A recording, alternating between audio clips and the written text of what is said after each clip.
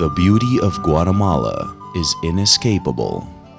From its landscapes to its people. It has 19 ecosystems ranging from mangrove forests on both coasts, jungle plains, pine forests in the highlands, and cloud forests at higher altitudes. And let's not forget the 30 volcanoes spread throughout the highlands. About the size of Tennessee, the population is over 12.5 million with over 50% indigenous. Spanish is the official language. However, 21 different Mayan languages are spoken in different regions of the country. 70% of Guatemalans live in poverty, with over 50% living on less than $2 a day. The illiteracy rate is over 50% nationwide. However, among the indigenous, it is 60%.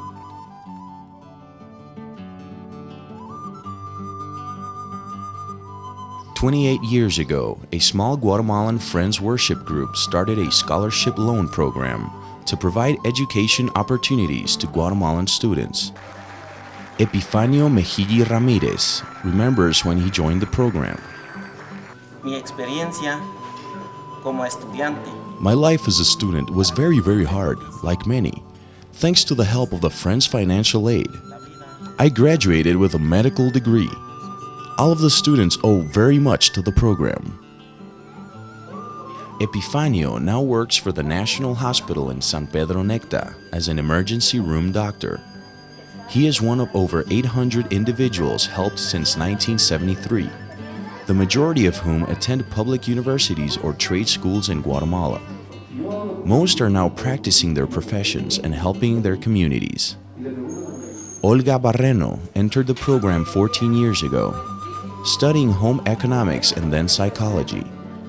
Now on the Scholarship Loan Committee, Olga works part-time with scholarship students in Xela.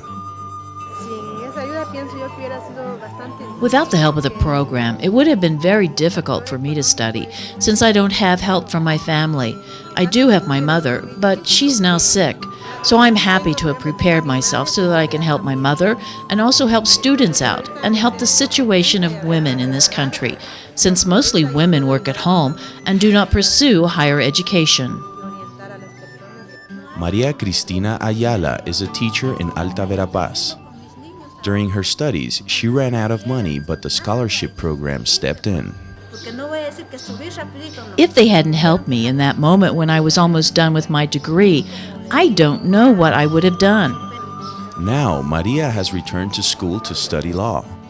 She believes her studying is not just for herself, but for everyone in her community. She also works in the organization Vamos Adelante, helping other women. The scholarships and loans cover all the students' expenses not covered by other sources, and many students receive support for medical equipment, textbooks, and health emergencies. The students receive monthly checks, which they usually pick up at the nearest program office. Some students receive scholarships, not loans, and all loans can be changed to a scholarship if the student earns above average grades. Once a student has graduated and is earning a salary, he or she is expected to reimburse the program for loans only, and payments are at no interest. For many of the students, financial aid is a new experience. I came to Xela to study law, even though my home is 2.5 hours away. At first it was hard since the economic situation is difficult here in Guatemala and it's hard to find employment. I had to figure out a way to support myself while going to school. 23-year-old Begonia Valesca Lopez comes from a family of 8. Her mother works as a hairstylist but doesn't get much income, only enough to support Begonia's 5 sisters. Her father is not well and suffers from alcoholism. Begonia worked as a maid in a house, cooking and cleaning, and sometimes in a store or warehouse. One day at the university, someone told her about the scholarship program. Thanks to the help, I've resolved many problems this year, especially financial. I can pay for food, supplies, everything I need for my studies. I'm very happy to be in the program. It's a new experience for me being on a scholarship. I had never received financial aid before, but getting it has given me new energy and made me feel more excited to study. Before, I was ready to give up because of the costs and the need to help at home. Begonia thinks studying law is very important, not only to help her family, but also to help Guatemala by serving poor people who can't afford legal help. The people who are the neediest are the very people who face closed doors at the bureaucratic level and in the justice system. I feel representing them is a social duty of my field. Many of the students have been touched by the violence that enveloped Guatemala for over 20 years. 25-year-old Cesar Pu Gomez was born in Santa Cruz del Quiché, but when he was 4 years old, his family moved to the capital because of the violence. His father was an agricultural technician and a social promoter. He worked in rural communities, but since it was the time of the violence, some people said that his father was a guerrilla, and the government started looking for him. Cesar's father took the family to Guatemala City. However, even there he was not safe. He was kidnapped, and the family has not heard from him since. They still don't know what happened to him, if he is alive or dead. My mother was left with 11 children, 6 being very young. She didn't have a job, so she sold everything we had in Quiché, including the land. We stayed in the capital for 18 years.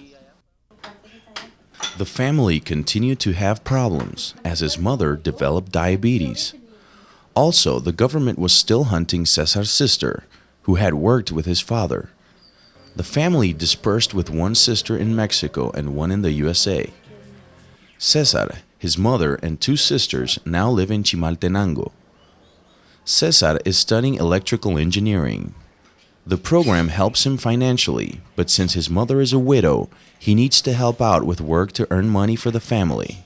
His sister, Maria del Carmen, also has a scholarship and is in a program of environmental studies. The Guatemala Friends Society administers the program, and the office staff keeps tabs on every one of the participants. The staff consists of North Americans now living in Guatemala and former students of the program. The selection process for new students includes a review of the applicant's grades, recommendations, and financial needs, followed by a personal interview. Funding most often goes to those who want to pursue careers that benefit rural communities like teaching, agriculture, medicine, and nursing. The Redwood Forest Friends Meeting in Santa Rosa, California, maintains financial responsibility for the program, receiving and distributing all contributions. In addition to funding education, the scholarship program has been hosting an annual conference since 1985. For many students, this is a unique opportunity to meet with other people their own age who struggle with similar issues. A recent theme was Mayan culture in the 3rd millennium, including a Mayan ceremony, discussion groups on the future of the Mayan culture, and a talent show.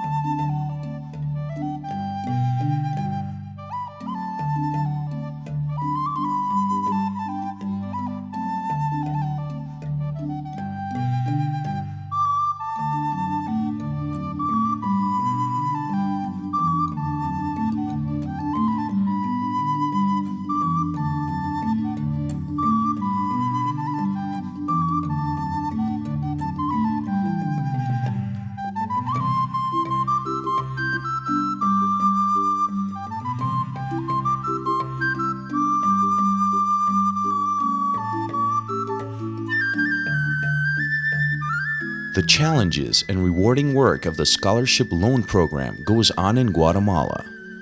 In spite of unlimited adversities, this land and its people have an incredible heart and a hope for life. Thank God the Friends program helped me so that I was able to finish my education. Truly, I thank them because they do an amazing social service. When one is a student, the financial situation is really critical. God bless them. Thanks to their help, a lot of students who would have stopped studying are continuing. It is an honor that I can share my skills with my community. So I ask that the Quakers not give up their work. What can you do to help? You can help students to help themselves by providing financial support. Because of the low cost of living and the advantageous exchange rate of quetzales to the dollar, you get a lot for your money when you support a Guatemalan student.